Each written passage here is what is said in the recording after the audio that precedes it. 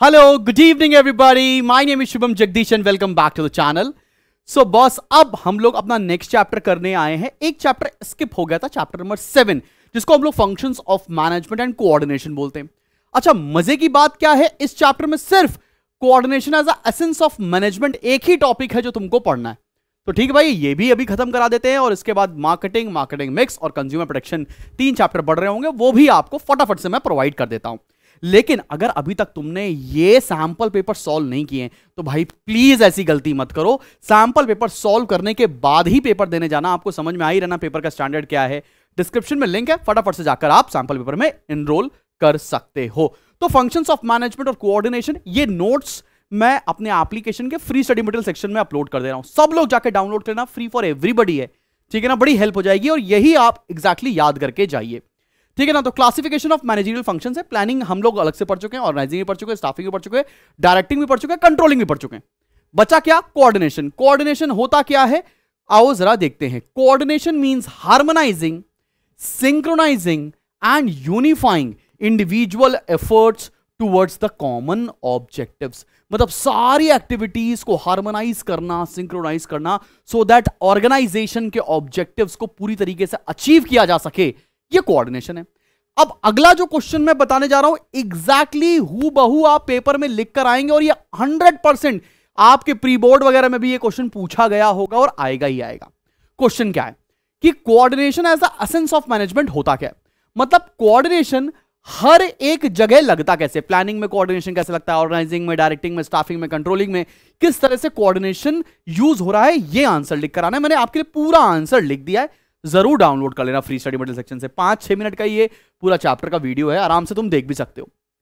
अब देखते हैं, in planning coordination is required between the master plan and the plans of different departments और divisions. बहुत important बात है।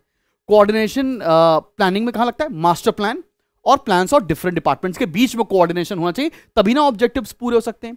There should be coordination between the objectives and available resources. ये पहला पॉइंट है, ये आपको प्रिपेयर हो गया।